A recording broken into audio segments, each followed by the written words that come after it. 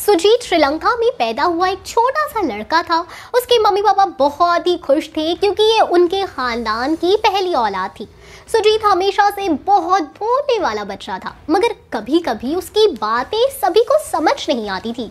वो महज 3 साल का था जब उसने सभी को ये कहना शुरू कर दिया था कि उसका नाम सुजीत नहीं बल्कि सैमी है।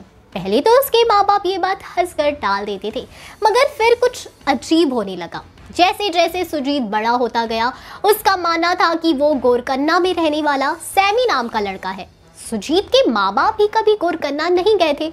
वो जगह उनके घर के साउथ डायरेक्शन में थी और वो भी 8 माइल्स दूर।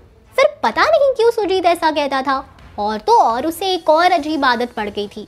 उसे सिगरेट और शराब, खास करके विस्की की बहुत समझ आने लगी।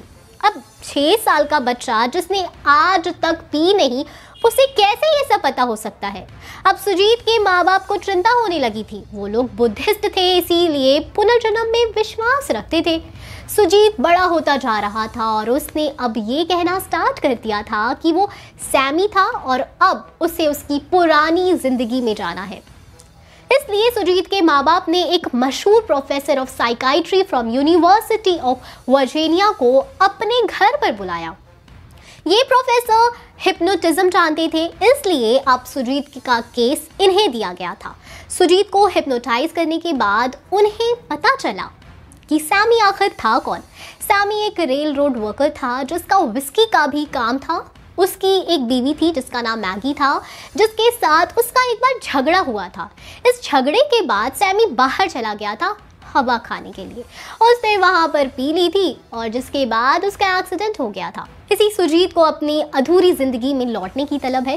इस खबर के बाद सुजीत और उसकी फैमिली प्रोफेसर के साथ सैमी के घर भी गए। वहां सुजीत को देखकर ही उसके घर वाले पहचान गए। इतना ही नहीं, वहां पहुंचकर सुजीत ने सैमी की छोटी छोटी चीजें जैसे सबके पेट नेम्स, उसकी हरकतें, उसकी पसंद नापसंद सब कुछ उन्हें बताई, जिससे साफ हो गया था कि सुजीत ही सैमी का पुनर्जन्म लेकर आया है। इसके बाद प्रोफेसर ने भी इस केस को री इनकारनेशन का केस बताया और सुजीत को अपनी असल जिंदगी में रहने का सुझाव दिया।